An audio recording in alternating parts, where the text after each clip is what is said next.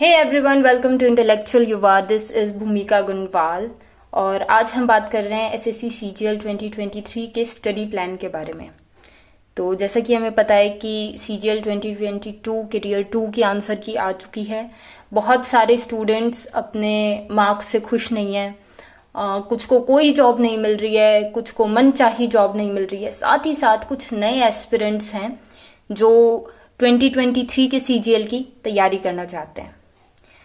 तो हमने यहाँ पे 90 डेज का प्लान बनाया है। हालांकि आपके एग्जाम के अंदर 3 महीने से ज़्यादा का टाइम है, बट मेरी एक ही आइडियोलॉजी है कि अगर आप थोड़ा पहले शुरू करते हो और कुछ दिन आप एक्स्ट्रा लेके चल रहे हो अपने एड्स के लिए, तो उससे क्या होगा कि बाई चांस अगर किसी दिन आप बीमार हो गए, आपको कोई जाना पड़ गया या आपका डेली टारगेट अचीव नहीं हुआ, तो आप अपने टाइम टेबल में पीछे नहीं हटोगे, है ना। मतलब पीछे नहीं हो जाओगे कि ये काम मुझे 1 महीने में कंप्लीट करना था और मेरा हुआ नहीं। जब भी हम अपने टाइम टेबल से पीछे हो जाते हैं ना, तो हमारा इंटरेस्ट उस चीज के अंदर खत्म होने लगता है। तो आप उस टाइम टेबल को कभी भी एंड तक फॉलो नहीं कर पाओगे।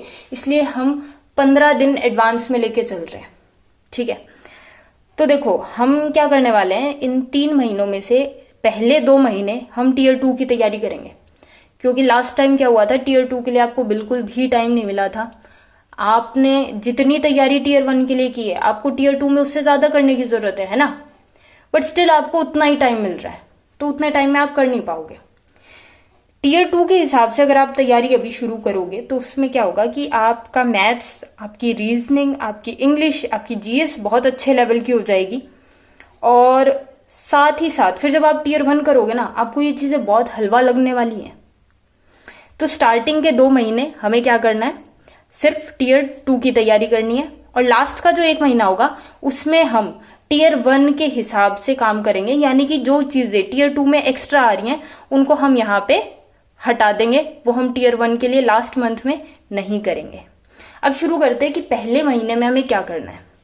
देखो, सबसे पहले आपको क्या करना है, आपको मैथ्स के अंदर जो सिलेबस है उसको 2 हिस्सों में डिवाइड करना है फॉर मंथ 1 एंड मंथ 2, ठीक है। सबसे पहले ये एक डिफिकल्ट चैप्टर है, ज्योमेट्री।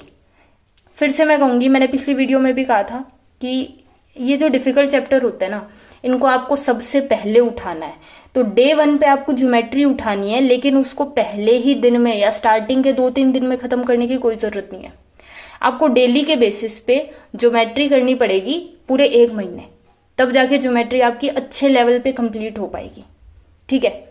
उसके बाद जैसे आप रोज 1 घंटा 1.5 घंटा ज्योमेट्री करो, उसके बाद आपको क्या करना है, रेशियो, प्रोपोर्शन, मिक्सचर, ये दोनों टॉपिक्स हैं। ये काफी हद तक मिलते जुलते हैं। साथ में इसके अंदर एलिगेशन भी आ जाएगा। फिर परसेंटेज भी एक सिमिलर टॉपिक है, और रेशियो, प्रोपोर्शन और परसेंटेज मिला के आपकी पार्टनरशिप भी हो जाएगी। एवरेज फिर एक इजी टॉपिक रखा है हमने। स्टैटिस्टिक्स भी बहुत इजी टॉपिक है। इसको हम बहुत ग्रैंड बना देते हैं, जैसे पता नहीं क्या ही है। लेकिन इसके अंदर कुछ 2-4 फॉर्मूले हैं, वो आप समझ लो, कॉन्सेप्ट अच्छे से देख लो। उसके बाद स्टैटिस्टिक्स भी एक हलवा टॉपिक है आपके लिए। Linear equation, time and distance फिर बहुत ईजी है। और नंबर सिस्टम बहुत इंपॉर्टेंट गेम प्ले कर जाता है कई बार। तो इन टॉपिक्स को आपको फर्स्ट मंथ के अंदर कवर करना है। मैथ्स कैसे पढ़नी है आपको, देखो, मैथ्स के अंदर आपको ऐसे करना है कि आप स्टार्टिंग के 15 से 20 मिनट जो भी टॉपिक स्टार्ट कर रहे हो उसकी थियोरी पढ़ो, ठीक है। और उसके बाद आपको उस टॉपिक के क्वेश्चंस लगाने स्टार्ट करने हैं। एक कोई भी पेपर ले लो जो आपके फॉर्मूला चार्ट रहने वाला है, ठीक है। उसके अंदर आपको जो जो टॉपिक आप पढ़ते जा रहे हो उसके फॉर्मूला लिखते हुए चलो। आपको एक दिन बैठ के फॉर्मूला याद करने की कोई जरूरत नहीं है। क्यों? क्योंकि जैसे जैसे आप क्वेश्चन निकालोगे ना, वो अपने आप याद हो जाएंगे। दूसरी बात करते हैं अब हम रीजनिंग की। रीजनिंग में ये बहुत इंपॉर्टेंट टॉपिक्स हैं, जैसे number analogy, number series. Alphabet आप फिर भी कुछ हद तक कर लोगे, पर ये नंबर वाले जो चैप्टर्स है ना, ये थोड़े से ट्रिकी हो जाते हैं, कई बार नहीं समझ आते हैं। फिर आगे सिंबॉलिक ऑपरेशन, इजी टॉपिक है। स्पेस ओरिएंटेशन इजी है। काउंटिंग फिगर्स ट्रिकी हो जाता है बहुत ज्यादा, ठीक है। तो इसके लिए आपको यूट्यूब से हेल्प लेनी पड़ेगी। आप रैंकर्स गुरुकुल के अंदर विक्रमजीत सर हैं, उनकी वीडियोस देख सकते हो।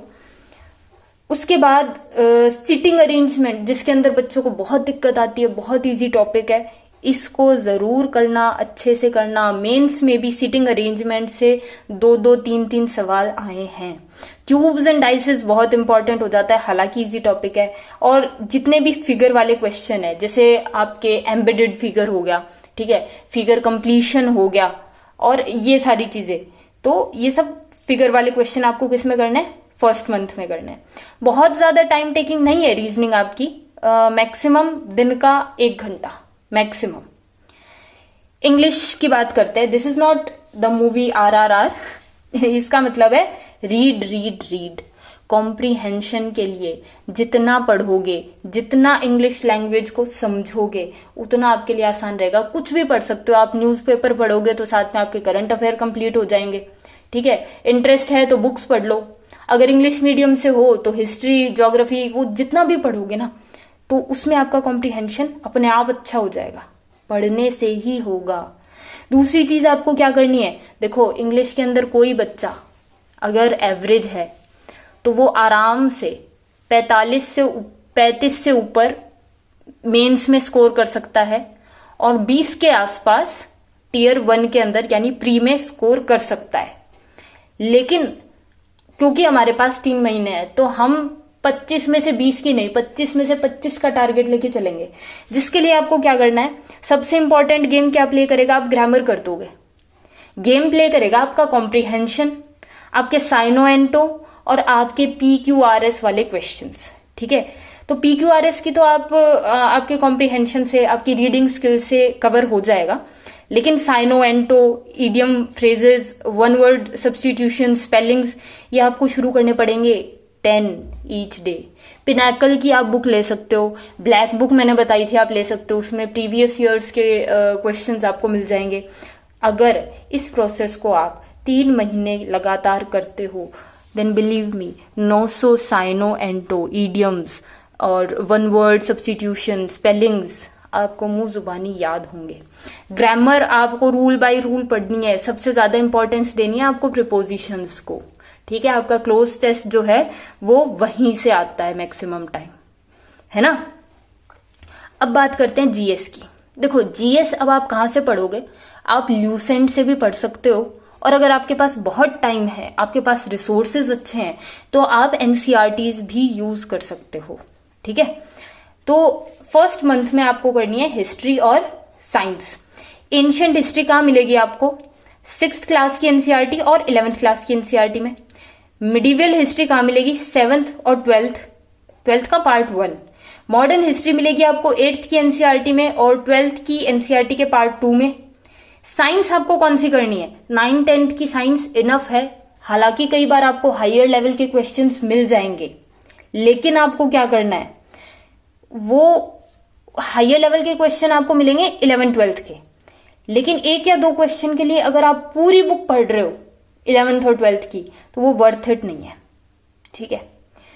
और देखो ये लोग बोलते हैं काफी लोग कि जीएस डिफिकल्ट आ रही है।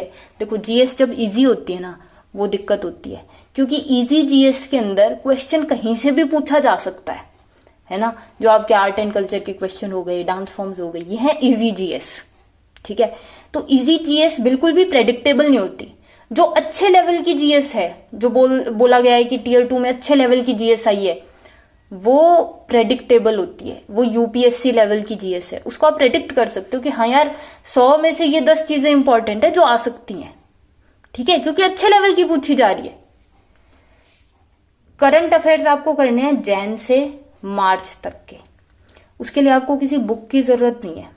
आपको क्या करना है, करंट अफेयर्स का वेटेज वैसे भी धीरे धीरे टाइम के साथ कम हो रहा है, बट आप कोई भी मंथली मैगजीन ले सकते हो उसके लिए, ठीक है।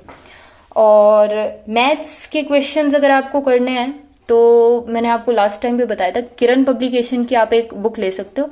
उसके अंदर टॉपिक वाइज आपको ये क्वेश्चंस मिल जाएंगे, या फिर आप एक बुक ले सकते हो राकेश यादव सर की, ठीक है। अब बात करते हैं सेकेंड मंथ में हमें क्या करना है। सेकेंड मंथ में जो हमारे बचे हुए मैथ्स के टॉपिक आ जाते हैं वो है डिफिकल्ट टॉपिक। कौन से है मैथ के इसमें, एक तो है हमारा ट्रिग्नोमेट्री। अब आप बोलोगे मेंसुरेशन भी डिफिकल्ट है। मेंसुरेशन बिल्कुल डिफिकल्ट नहीं है, ठीक है।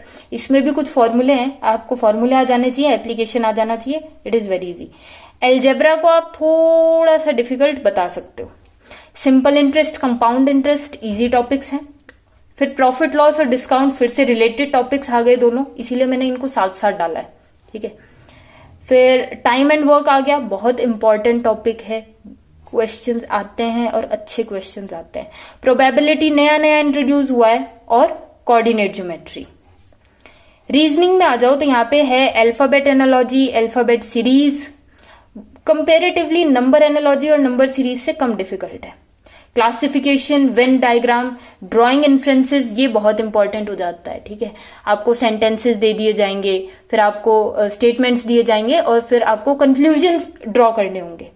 एक नया इनइक्वालिटी का भी टॉपिक आया है जो कि मतलब बहुत नया है और बहुत कम क्वेश्चन पूछे जा रहे हैं, बहुत इजी क्वेश्चन पूछे जा रहे हैं, ठीक है। वेन डायग्राम और folding unfolding, coding decoding, calendar and clock, ठीक है। कम क्वेश्चन आ रहे हैं लेकिन पूछा जा सकता है कभी भी।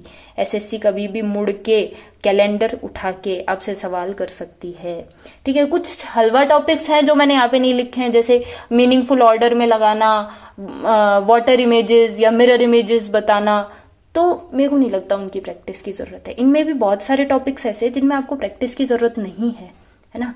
आप डायरेक्टली कर सकते हो उनको आराम से। तो ये फिर भी मैं आपको बता रही हूँ कि आप एक बार इनको करके जाओ, देख के जाओ, और जो कि हमारा लास्ट मंथ है उसमें जब आप मॉक लगाओगे तो वो बाकी के जो टॉपिक्स है जो यहाँ पे लिखे हुए नहीं है वो कवर हो जाएंगे। इंग्लिश में आपको फिर से वही चीजें रिपीट करनी है, ठीक है। इंग्लिश का सिलेबस बहुत ज्यादा नहीं है, लेकिन अगर आप मेंस की बात करते हो तो बहुत एक डिसाइडिंग फैक्टर हो जाता है ये, है ना। जीएस की बात करेंगे, हमें यहाँ कवर करनी है पॉलिटी और ज्योग्राफी। पॉलिटी कहाँ से करोगे? या तो लक्ष्मीकांत पढ़ लो पूरी, बहुत टाइम है तो, ठीक है, अगर पहले से पढ़ रखी है तो। अगर नहीं पढ़ रखी है तो सिर्फ इंपॉर्टेंट आर्टिकल्स याद कर लो, ठीक है। रिट्स याद कर लो, फंडामेंटल राइट्स याद कर लो, फंडामेंटल ड्यूटीज पढ़ के जाओ, ठीक है। आपका प्रेसिडेंट पढ़ के जाओ, ठीक है। इमरजेंसी पढ़ के जाओ, ये सारी चीजें इंपॉर्टेंट होती है। इस बार मेंस के अंदर 2 इंपॉर्टेंट क्वेश्चंस आए हैं कैग के रिलेटेड, ठीक है।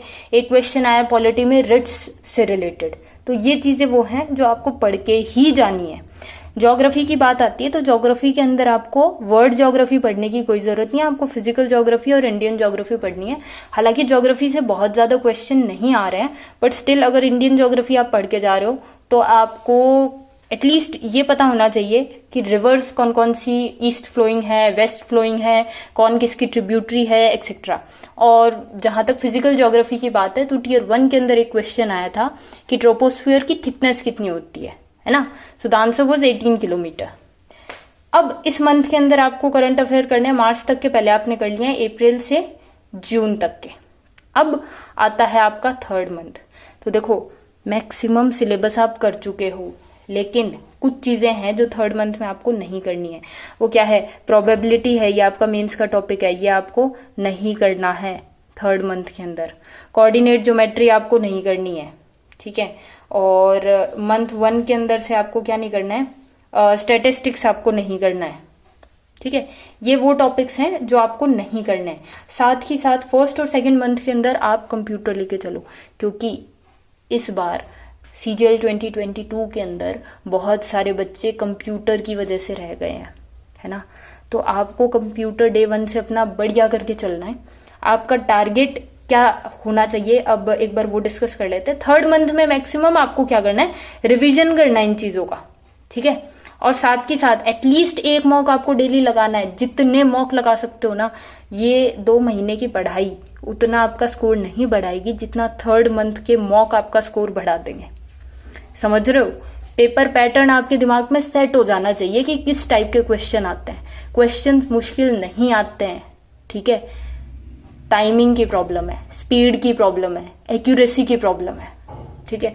आपको ऑप्शंस बहुत मिलते झूलते बता दिए जाएंगे और आपको उनमें से एक चूज करना होगा, वहां दिक्कत आएगी। अब बात कर लेते हैं आपका टारगेट कितना रहना चाहिए। देखो 3 महीने हैं, उस हिसाब से बहुत अच्छा खासा टारगेट लेके चलेंगे, हम रैंक निकालने की कोशिश करेंगे। तो मैथ्स का जो आपका टारगेट है वो होना चाहिए 50 on 50, ठीक है। उसके बाद हम बात करते हैं रीजनिंग की। रीजनिंग में भी 50 on 50 पॉसिबल है यार। इंग्लिश का टारगेट आप लेके चलो कि मान लो 2 क्वेश्चन ऐसे आ जाते हैं, 2 या 3 मान लेते हैं जो आपको नहीं आए, ठीक है। तो इंग्लिश का टारगेट होना चाहिए आपका 22 मार्क्स का, that will account to 44 out of 50। और फिर हम बात करते हैं जीएस की। जीएस में अगर आप 15 क्वेश्चन सही करके आ रहे हो, it is a very good score, ठीक है। तो आपका टोटल हो जाएगा